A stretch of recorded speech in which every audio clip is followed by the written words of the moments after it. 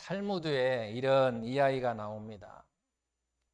한 사람이 랍비에게, 랍비라고 하는 것은 선생이라고 하는 뜻이고, 이게 어떤 사람이 랍비 선생에게 이렇게 물었습니다.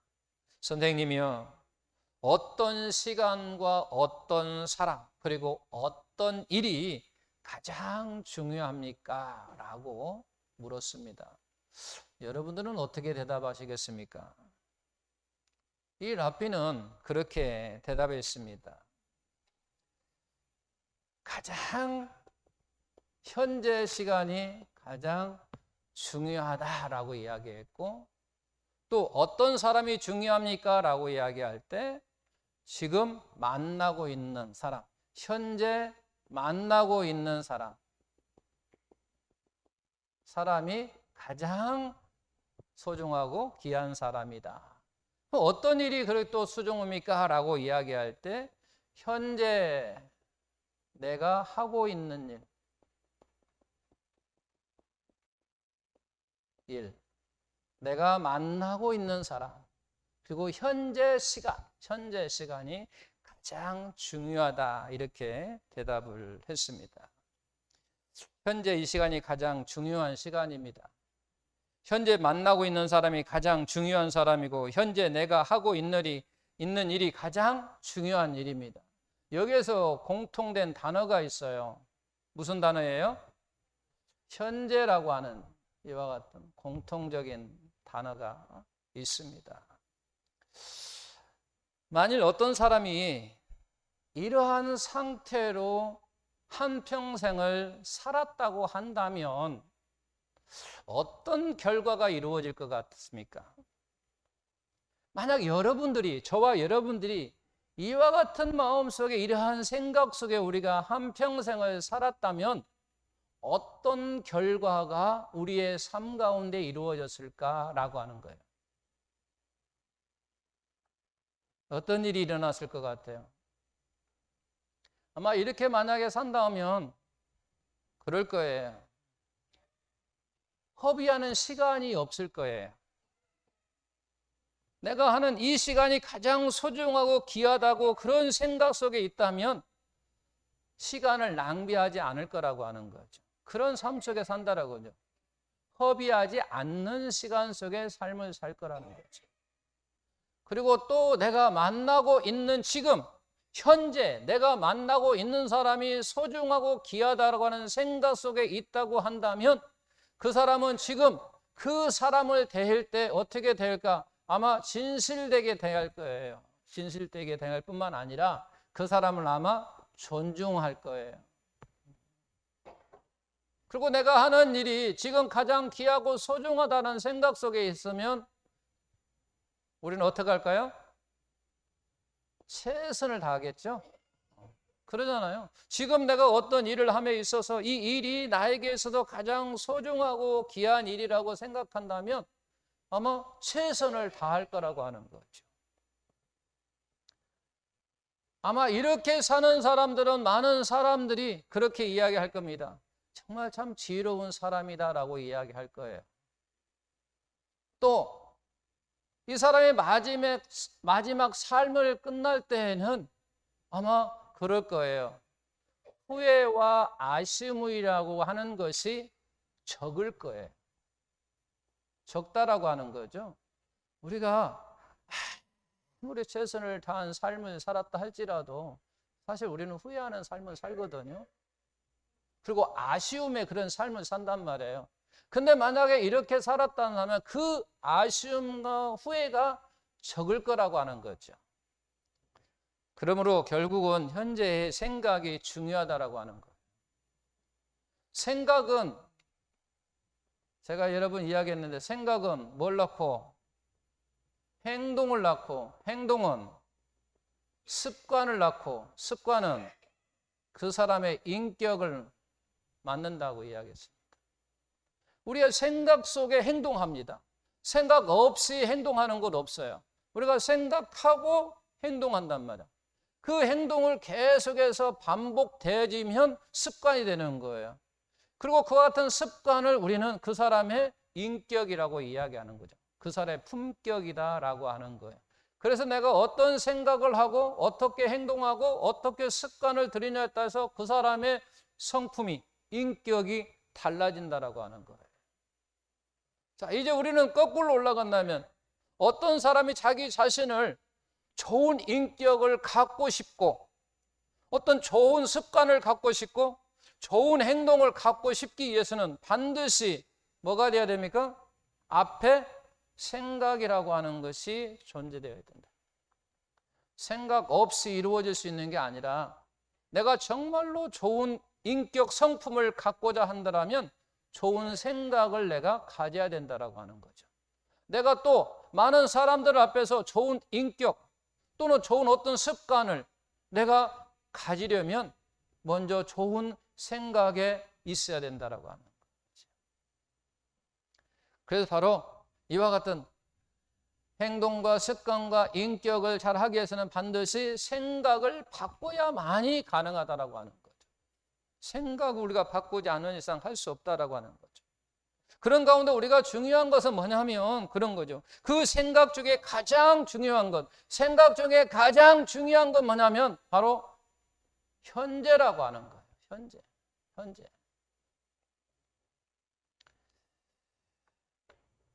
왜냐하면 현재의 행동은 현재 내 마음을 지배하고 그 생각의 열매이기 때문에 그렇습니다. 그래서 현재의 생각이 중요하다고 합니다. 열렬히 사랑해서 결혼한 부부가 어느 날 헤어진다면 이제 그 사람은 그 사랑은 현재가 아니라 바로 과거가 된다라고 하는 거죠. 그리고 결혼과 헤어짐이라고 하는 두 사람의 행동에 결정적인 영향을 미친 것은 지금 뭐냐면 현재의 생각이라고 하는 거예요. 그 현재의 생각이 두 사람의 관계에도 결정적인 영향을 미친 것이라고 하는 거죠. 하나 묻겠습니다. 하나님은 과거, 현재, 미래 우리의 어떤 모습을 보실까요? 하나님께서는 우리의 어떤 모습을 보십니까?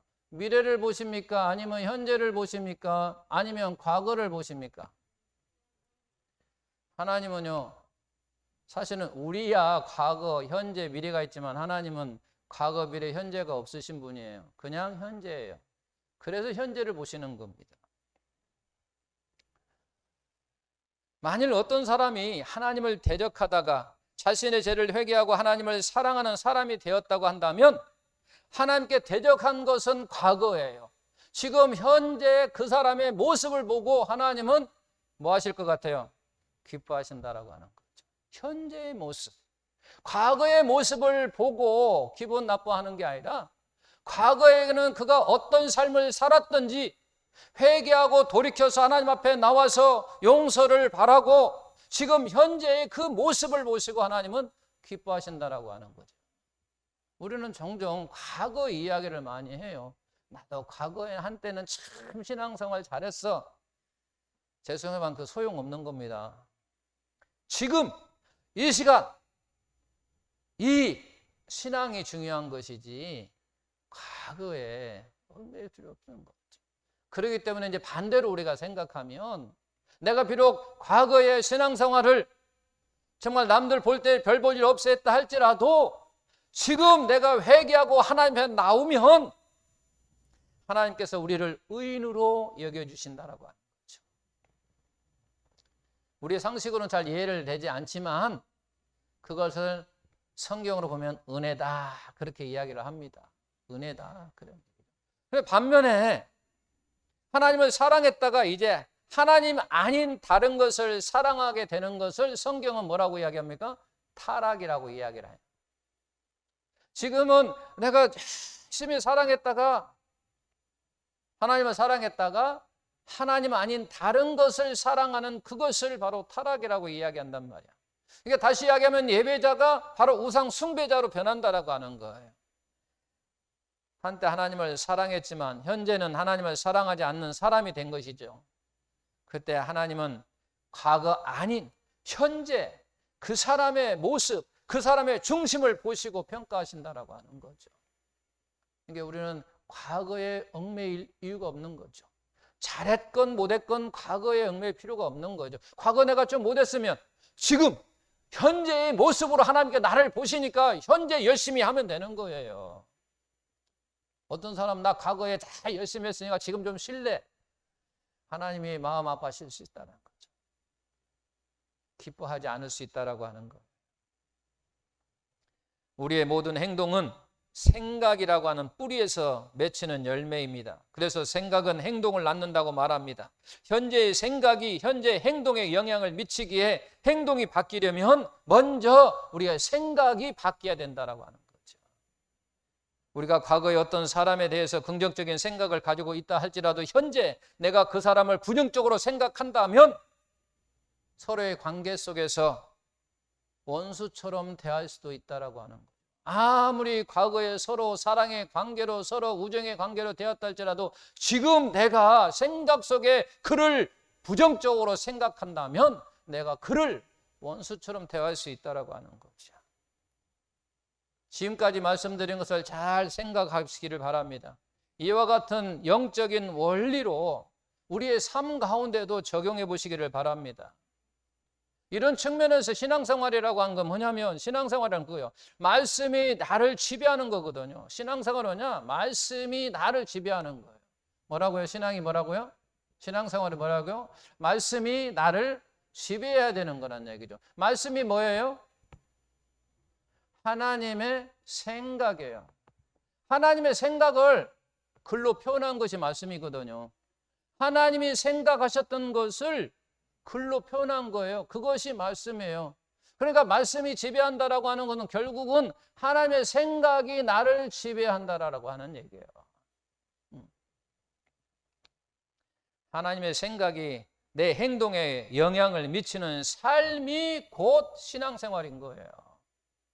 신앙생활이 다른 게 아니라 하나님의 말씀이 나의 삶 속에 영향을 미친다라고 하는 거예요.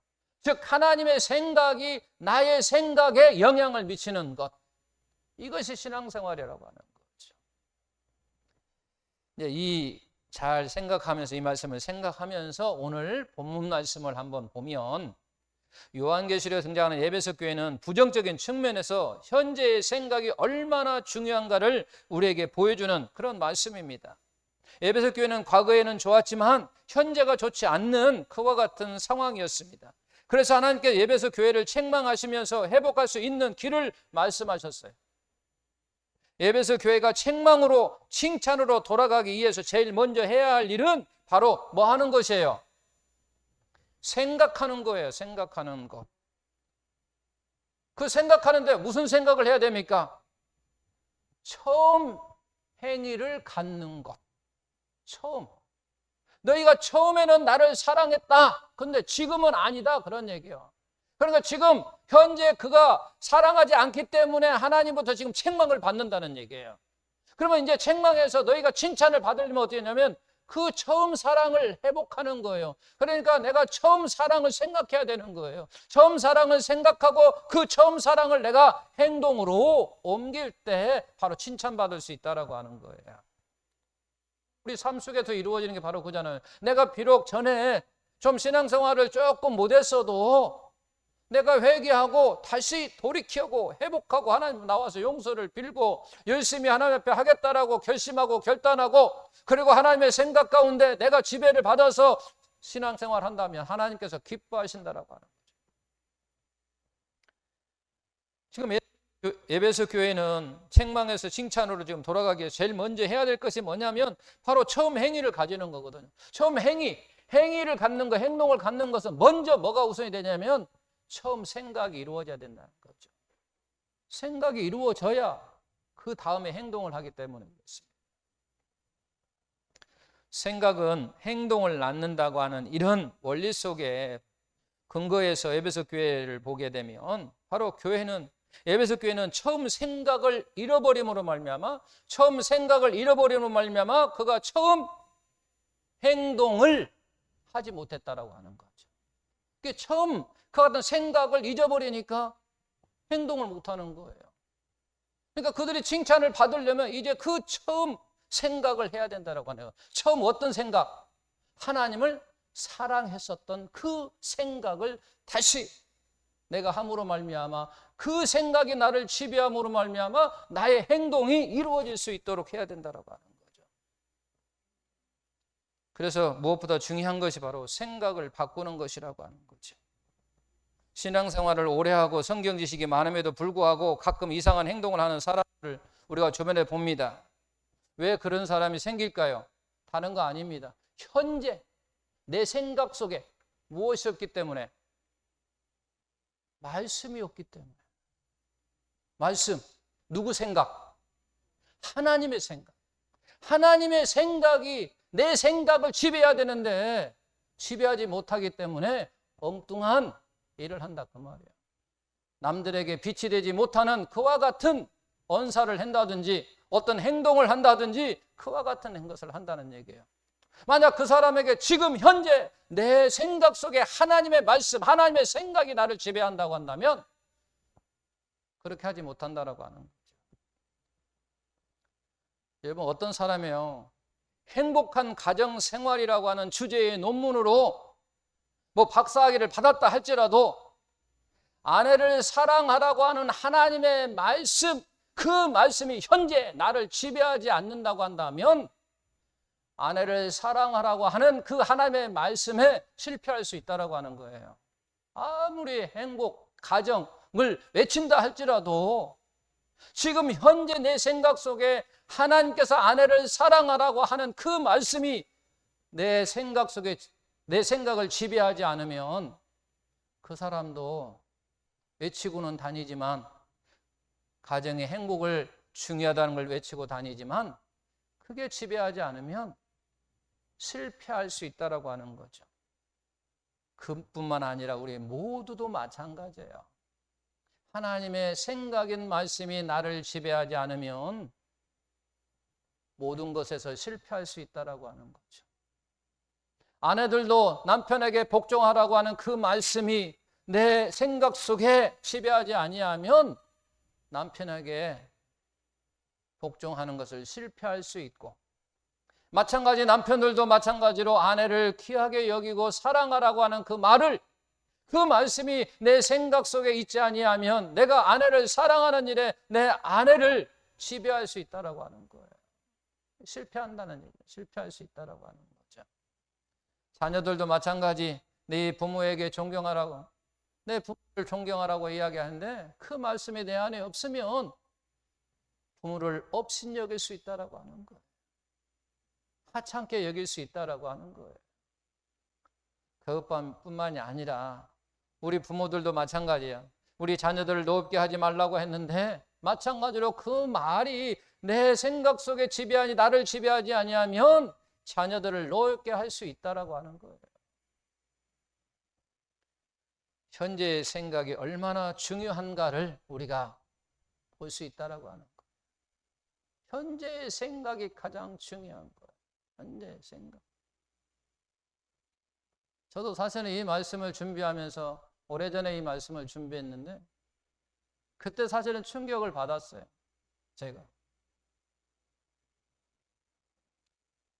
그래서 아내한테 제가 그런 이야기를 했어요.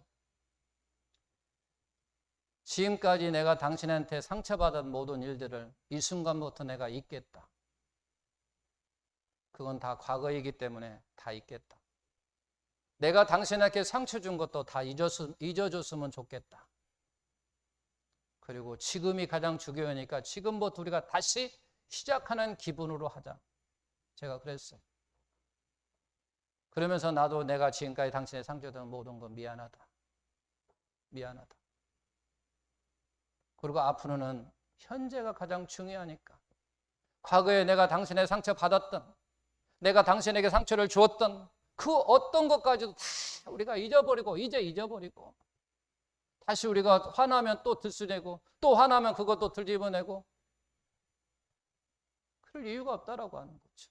들집어내봤자 서로 마음만 상하고 마음만 상하지 아프지 좋은 게 아무것도 없다라고 하는 거죠. 그래서 제가 그랬어요. 미안하다. 그 이제 아직 앞으로의 우리의 삶이 더 중요하다. 현재가 중요하다. 그렇죠. 제가 이 말씀을 준비해서 제가 엄청난 그것을 받고 그 다음에 제 행동이 그래요. 전에는 아내가 밥을 안 차려주면요 짜증내. 대체 뭐 하는데 왜 밥도 안 차려주고 어디 가서 뭐 하냐고 하는데, 지금은 아무 생각 없어요. 그냥 없으면 없는 대로 내가 그냥 차려 먹어요. 근데 전에는 불만을 하면서 내가 차려 먹었거든. 근데 지금은 불만이 없어요. 아, 무슨 일인가 있겠지. 다른 일이 있겠지. 생각 없이 그냥 제가 그냥 불만 그런 게 없는 거예요. 사라진 거예요. 그냥 차려 먹어요. 있는 거. 이게 지금 현재 지금이 중요하다고 하는 거예요. 지금 생각이 중요한 거라는 거죠. 과거에 어쨌든 사실 우리가 부부 생활 하다 보면요 과거에 상처 안 받고 안 주고 생활한 부부들 거의 없을 거예요. 뭐 목사라도 그게 없습니까? 있어요. 상처 받고 상처 주고 그런다는 거죠. 과거가 어쨌든 간에 현재가 가장 중요합니다. 에베소 교회가 그랬어요. 과거는 아무리 서로 사랑했으면 뭐합니까? 지금 현재 생각에 이혼해버리면 아무 의미가 없잖아요.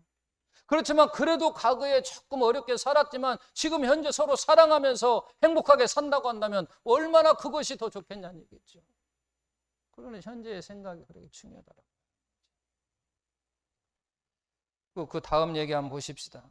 예수님과 베드로의 대화입니다. 자, 여러분들이 예수님을 하십시오. 제가 베드로를 하겠습니다. 읽으십시오. 예수님.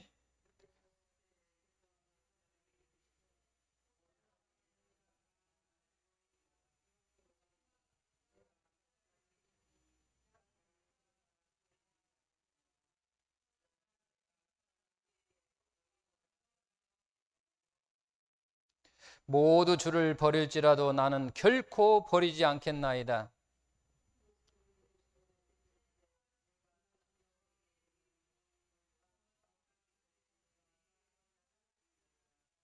내가 주와 함께 죽을지언정 주를 부인하지 않겠나이다 하고 모든 제자도 그와 같이 말하니라.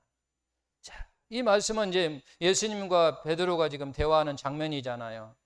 먼저 우리는 이 대화를 나누는 시기를 생각하고 어떤 시기입니까? 오늘 밤이라고 하는 표현이 있습니다. 오늘 밤이라고 하는 건 뭡니까? 예수님께서 십자가의 고난을 당하기 직전에 라는 뜻입니다. 자, 베드로는 주님을 3년 이상 가까이 지켜본 사람입니다. 그 기간 동안 베드로는 우리 주님께서 행하신 여러 가지 일들을 보셨어요.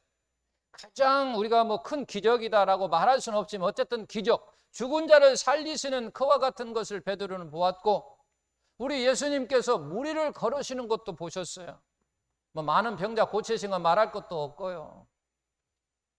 그것뿐만 아니라 우리가 많이 아는 5,000명을 먹이는 그와 같은 기적도 보셨다라고 하는 거예요. 근데 막상 주님의 말씀에 반응하는 베드로의 모습을 보면 지난 3년 동안 그러한 경험들이 아무런 의미가 없는 것처럼 보인다라고 하는 거죠. 그러니까 베드로가 예수님을 3년 이상 따라다니면서 우리 예수님께서 많은 것을 하시면서 말씀도 하시고 기적도 베푸시고 하는 그와 같은 것이 지금 대화의 가정 속에 보게 되면 베드로에게 특별히 어떤 영향을 주지 못했다 그 말이에요. 만약에 영향을 줬다고 하면 이렇게 말하지 않지요.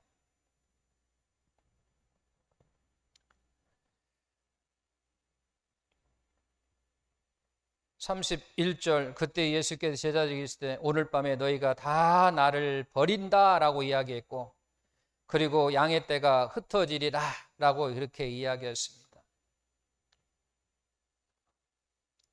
그때 베드로가 뭐라고 했냐면 모두 주를 버릴지라도 나는 결코 버리지 않겠나이다 라고 했더니, 지금까지 주님을 가장 가까이서 지켜본 베드로였습니다. 누구보다 주님의 능력과 주님의 입에서 나오는 말씀이 진실했음을 경험했던 베드로였다는 얘기죠. 좀 더 쉽게 이야기하면 예수님께서 입에서 나오는 말씀이 땅에 떨어지는 것마다 열매를 다 맺었다는 얘기예요. 그런 말은 결국 무슨 얘기냐면 우리 주님께서 하신 말씀 중에 거짓이 하나도 없었다라고 하는 거예요.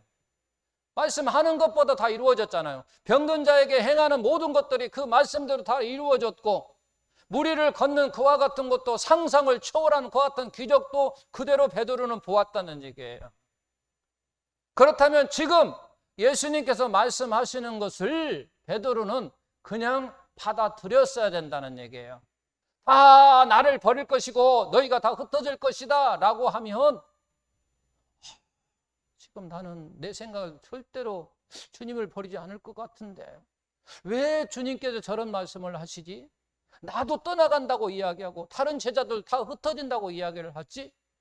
한번 이렇게 생각해 봐야 된다는 얘기예요. 왜냐하면 지금까지 예수님을 따라다녔기 때문에 한 번도 그의 입에서 떨어진 말씀이 땅에서 헛된 것이 없었거든요.